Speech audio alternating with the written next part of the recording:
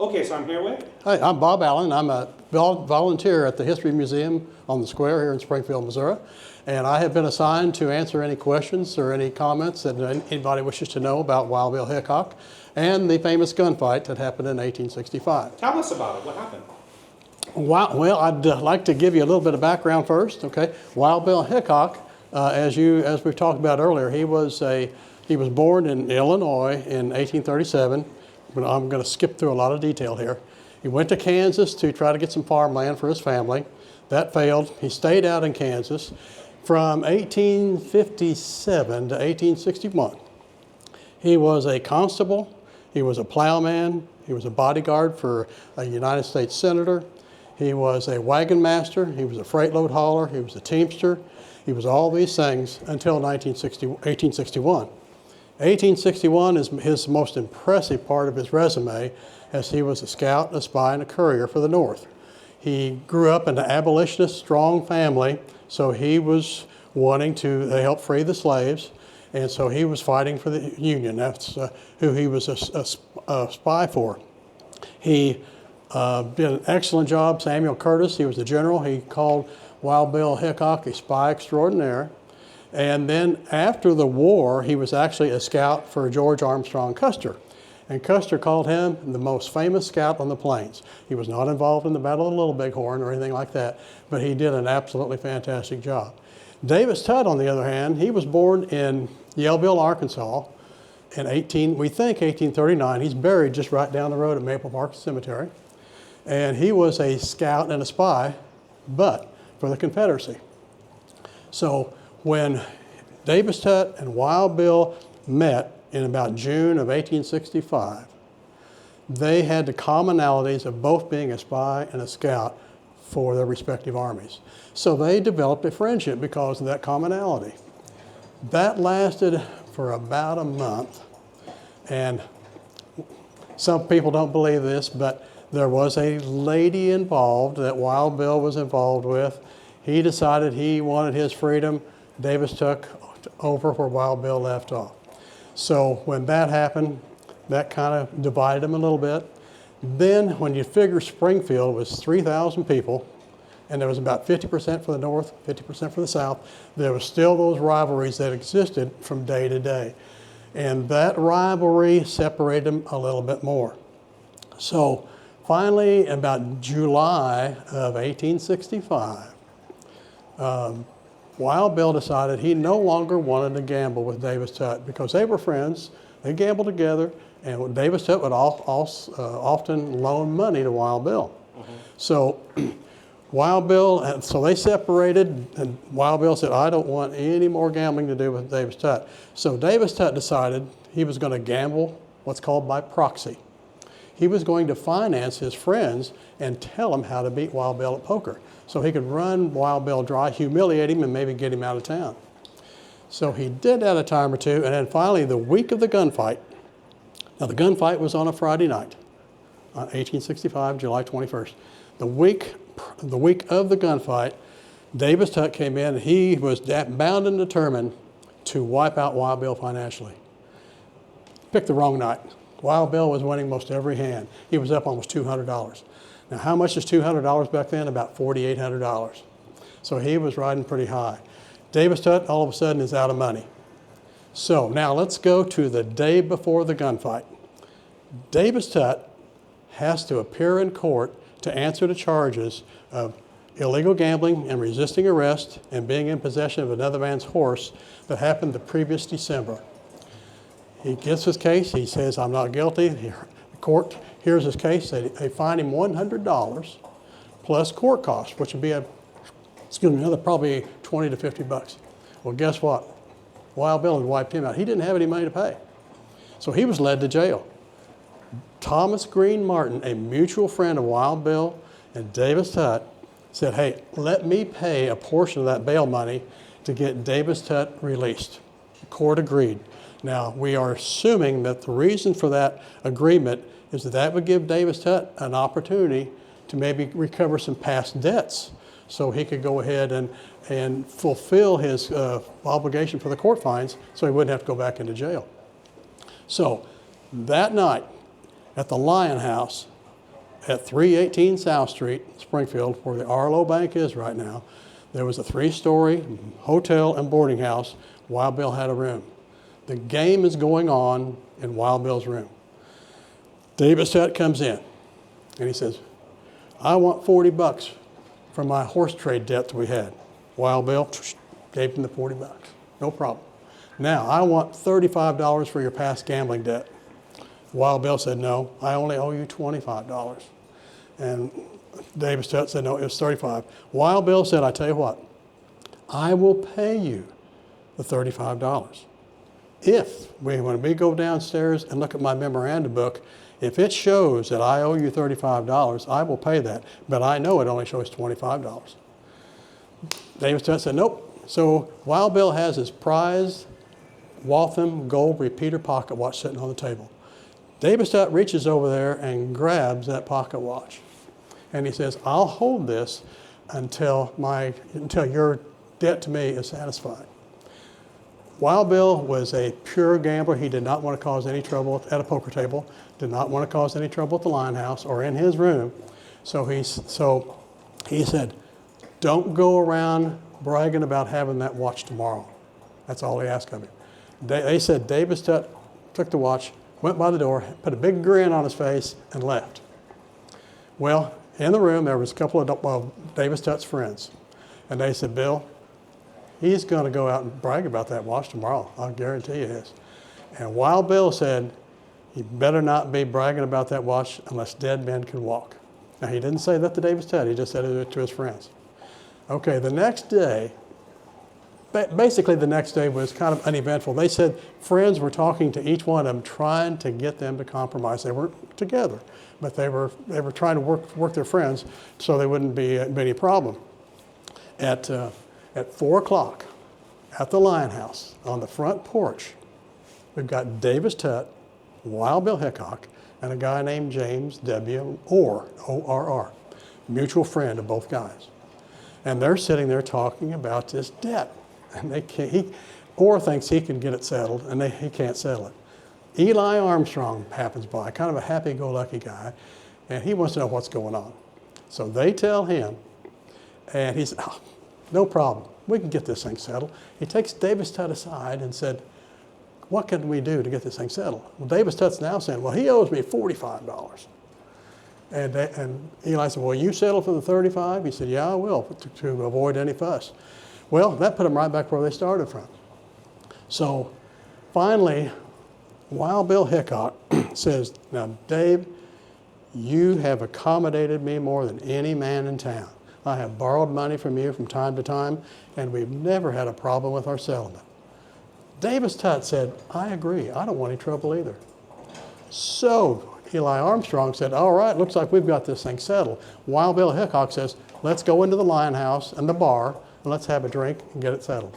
So they go into the Lion House at the bar, and they're sitting there, and they're talking. Davis Tutt doesn't say a word, and they're trying to get it settled. He just gets up with his pocket watch and leaves the Lion House. He goes a block and a half to the south side of the square, goes to the west, goes past the courthouse, and they think he went to a place called World's Saloon in the northwest corner of the square. Now, this is about 5:45. So James Orr and Wild Bill Hickok are sitting there wondering what to do. So they wait about 10 minutes, and then they decided to walk the block and a half to the public square to see what's going on. And so on the way, James Orr said, you know, Bill, I said, I think I kind of agree with Davis Tutt about this debt. And he said, well, you must be better friends with Davis than you are me. Just walk on. So he went, and Davis Tutt's brother John stopped him before he got to the square. And he said, I'm sorry about this trouble you guys are having, but I think if we get together, we can make this thing work. Wild Bill didn't pay him attention. He walks out to the square, and next to the South Street and the square, next to Robinson and Mason's store. So he's standing there, and here comes Davis Tutt from the northwest corner of the square. He walks in front of the courthouse and stops. Wild Bill says, Dave, you better not cross this square packing my watch. Mm-hmm. Tutt doesn't say a word. And everybody just kind of waiting to see what would happen. He reaches around to his right. Now, they both have cross-scroll pistols. So he reaches around to the right, but most people thought he was going to grab his watch. He grabbed his pistol, and he went sideways in dual fashion, just like this, and pointed his gun right at Wild Bill. Now, the history has it right now that he's 75 yards apart. That could change a little bit after some recent research. So he's standing there like this. Well, Wild Bill, not his first rodeo, he's on high alert. When he sees that gun coming around the side, he's already got his drawn, and he's pointing this way in dual fashion with his left arm out in front of him, resting his right wrist on his left wrist to steady his aim. They fire at such the same time that every witness but one thought there was only one shot. They swore that one of them didn't shoot. Well, of course they knew that Davis Tutt was then shot, but I'll get to that in a minute. But it was determined that both men shot. There was absolutely no question because everybody saw the flash of the smoke and whatnot from the guns after they pulled the trigger. So there's no question they both shot. Davis Tutt missed. Wild Bill's shot hit Davis Tutt between the 5th and 7th rib on the right side, and the bullet exited the 5th and 7th rib on the left side. And Dr. Edwin Ebert made this claim, and he said causing almost instant death. Well, Davis Tutt had enough adrenaline flowing in his body that he was able to put his hand on his chest and say, "Boys, I am killed," walks up to the courthouse, around the pillar, back toward the street, collapses flat on his back. Wild Bill, when he sees this, he pulls his other gun out, flashes it around, and says, "Aren't you all satisfied? If you don't put away your guns, there's going to be more dead men here." Because Davis Tutt had family and friends there, and Wild Bill saw that a couple of them had their hands on their holsters. So he was going to quell any potential further killing. So basically what happened, the problem is, okay, we don't know what happened to the pocket watch. The pocket watch was the main ingredient of this whole thing. And one story says Wild Bill walked over, picked up the pocket watch off of him, and marched off. The confusing part is the Tutt family says, "We had that pocket watch for years, and we passed it down to one family, then another, and then it got lost. We don't know where it's at." So no one knows where the watch is to this day? Nobody knows where it's at today. Wild Bill was initially found, he was charged with murder, immediately reduced to manslaughter. The court had set a date in January for the trial, but I think due to public pressure, they moved it to August the 3rd. So August the 3rd, he went to trial. It lasted 3 days, and on August the 5th, when the jury went to deliberate the decision, it took them 10 minutes, declared him not guilty. Wild Bill's a free man. Now, another little interesting note to all this is that it might have been dangerous for him to stick around with a lot of Tutt's family and friends around, assassination attempts, but he did. Sure. He actually ran for town marshal on September the 11th against 4 other candidates. He came in second. Wow. But he was 60 votes short of what the winning candidate had. So Wild Bill stuck around Springfield and gambled until February of 1866, where he was commissioned to go to Fort Riley, Kansas, to work for the government as a deputy marshal, to go ahead and try to recover stolen mules, stolen property, and deserters from the Army. So that he spent quite a bit of time doing that. But that's the story that actually happened in Springfield, Missouri, which you think about these things happening in Dodge City, Tombstone, Abilene, and so forth. But it happened right here in Springfield, Mo. And part of the reason is Springfield, Missouri was a stopover place for people heading west after the Civil War. So they got a tremendous cross-section of people coming into town. Now this act of violence did not happen from those cross-section of people, but it created, what I'm getting at is it created a division of people with supporting the North and supporting the South, and that divisive atmosphere had to have fed over to their relationship. So that in a nutshell is what a story. is it. Now I can get into the dead man's hand. I heard, what is that? I heard dead man's hand. Okay, a real interesting story on the dead man's hand. I was just amazed when I read it. But now he went to South Dakota. Okay, first of all, after the gunfight, he was a lawman in Abilene, Kansas, Ellsworth, Kansas, Sheridan, Kansas, and can't remember the other one. Oh, Hayes City. Okay. And he had some incidents there, but they were all self-defense. But he accidentally killed one of his deputies as he was running out to try to help Wild Bill. And with the kerosene lamps and in the darkness, he didn't know who he was, and he accidentally shot him. So that affected him. So he became just basically a gambler, and he was a wagon master and so forth, taking people on different trips. He also did some scouting for the Army. So in 1876, he went to Deadwood, South Dakota on July the 12th. On August the 1st, you want me to get into the detail? Okay. On August the 1st, he is playing cards with a young man that Wild Bill won the hand that wiped this young man out. And he still owed Wild Bill $16.50. And Wild Bill said, here's $1 so you can at least have breakfast. Well, some people say he took it, some people say he didn't, because some people thought he was humiliated by Wild Bill giving him money. So, okay, that's August the 1st. Okay. August the 2nd, at noon, Wild Bill heads down the main street of Deadwood, South Dakota, passes by a couple of his frequently places that he frequented. He ended up in number 10 Deadwood's number 10 saloon at Nuttall's and Mann's. And he walked in, there's 3 guys at the poker table, which he kind of knew. He knew Carl Mann, who was the owner of the hotel, the saloon. He knew William Massey. He was a riverboat captain. And in fact, interesting for him, one of his excursions on the riverboat, he carried the first mail that was sent by the Pony Express to California. And then you had a young man about 18 years old named Charlie Rich. Now, when Wild Bill gambled, he always tried to gamble with his back to the wall so he could see the saloon in its entirety, front door, back door, whatever. So he asked Charlie Rich if he could have a seat.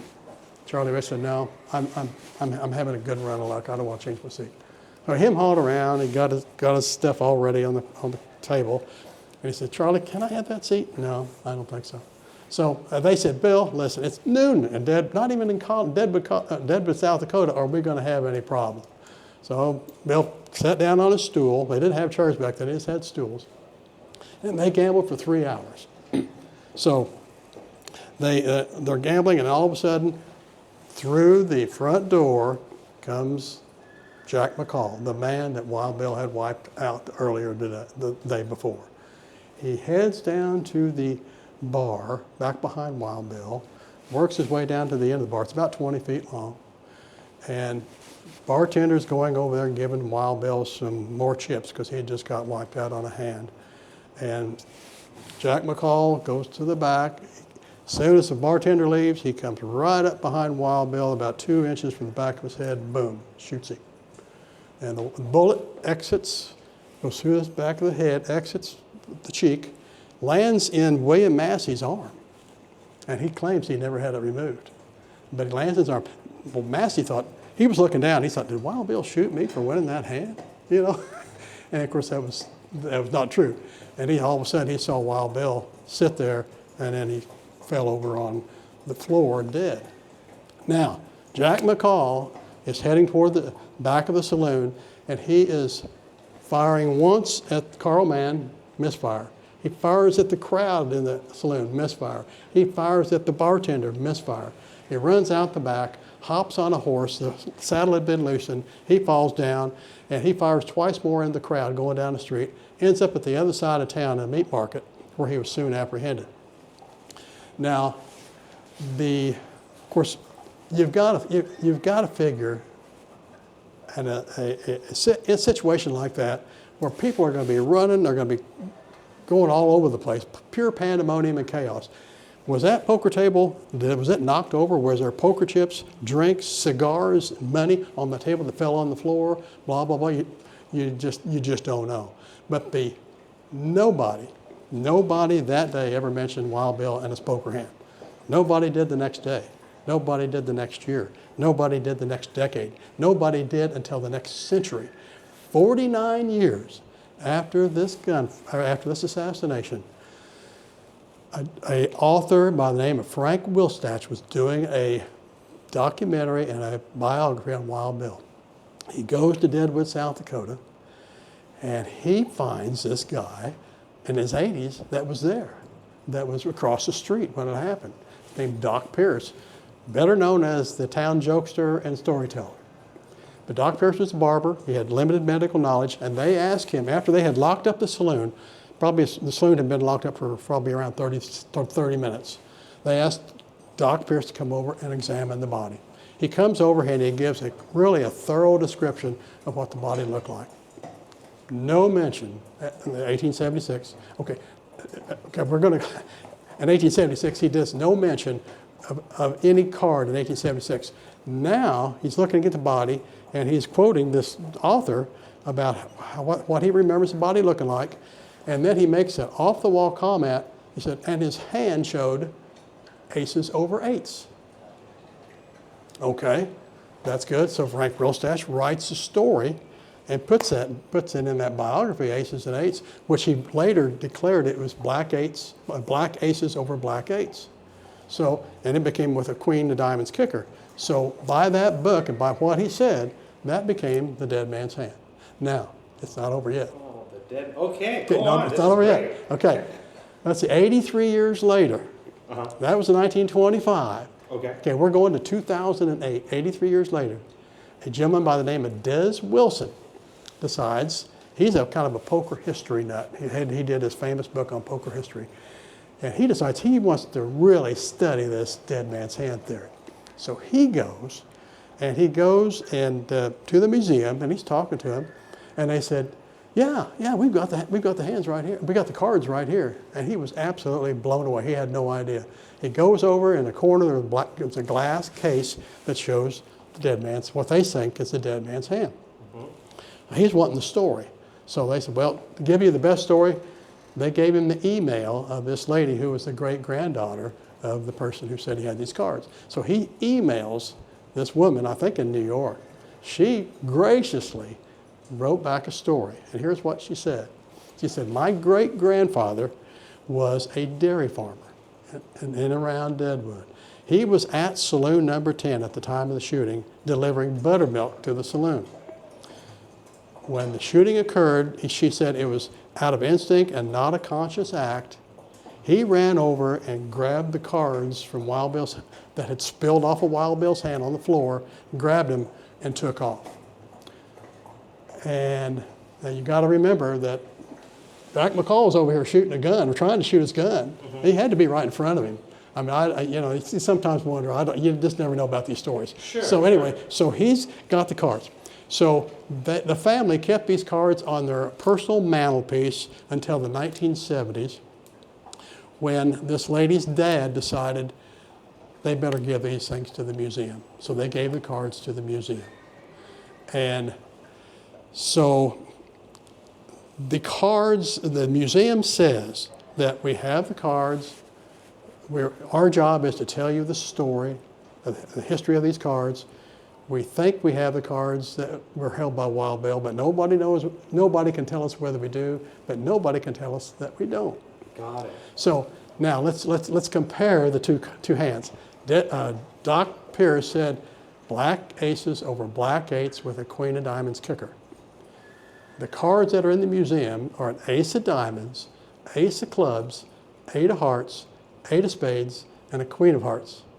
Only two cards match the stories. And when you think about Doc Pierce saying when he got there, his hand showed aces over eights, this guy says he had already taken those cards out and had left. So, we've got conflicting stories here. There's no question that it just doesn't hold water. So a couple of the main authors say, okay, this is probably a myth, but you know what? It might be a really nice send-off to Wild Bill's legacy to just leave the dead man's hand alone. Nobody in town wants to change it, so maybe we just ought to leave it alone. How did he die? Who? Wild Bill? Oh, you got shot through the back of the head. Oh, he was the one that got Yeah, I'm sorry. Okay, yeah. I thought he, okay. Yeah, well, Jack McCall was stuck up behind him. When the bartender had given him these chips to reimburse him, he just walked right, he let the bartender go by, he walked right up behind Wild Bill. And I guess everybody might be looking at the cards, nobody's doing anything. He just went, boom. There were six cartridges in that gun, only one of them fired. That's the one they shot at Wild Bill. The other 5 were misfires. So go figure that. Did he have children? Wild Bill, no. No? In fact, he was, that's a good question. He was married March the 5th of that year. Really? About 3 months prior to him dying. He married a lady that he had known for years. She was a circus performer. And her husband and her ran this circus, and her husband was actually murdered, ironically. So, and then they had kind of kept in touch, and then they saw each other in Wyoming in March. They decided, let's get married. And she was a wealthy lady. She lived in Cincinnati, Ohio. So they went to Cincinnati for 2 or 3 weeks, and then he did his thing from that point on to the gunfight. But there's a little bit of irony here. Wild Bill's trial for accusing him of manslaughter started on August the 3rd, 1865. Jack McCall's trial accusing murder of Wild Bill happened on August the 3rd, 1876. So the trial dates were exactly the same. So it's kind of interesting. Fascinating. So anyway, it's what it's going. The passion, I thought you were like Wild Bill's descendant. I was like, watch him say it was my great. I was like, you know so much. I was like, watch him be a relative. That's all. Like, did he have kids? And Well, I've always been a Wyatt Earp, Tombstone fan, and been an Annie Oakley fan, and been a Wild Bill fan. When I learned that this happened in Springfield, right outside the door, I really became excited about it. I thought, I can't believe this happened out here. I really can't. I knew it happened, but I didn't know it happened out here. So anyway. beautiful. And your name again is? It's Bob Allen. Wow, that was a master class. That should be an audio book. You went for about 30 minutes. That was beautiful. Is that right? 27 minutes. Oh, I'm sorry. No. That was That's great. better than anything I could have ever got. Oh, Thank wow. you so much. Yeah, you're welcome. Yeah, thank you.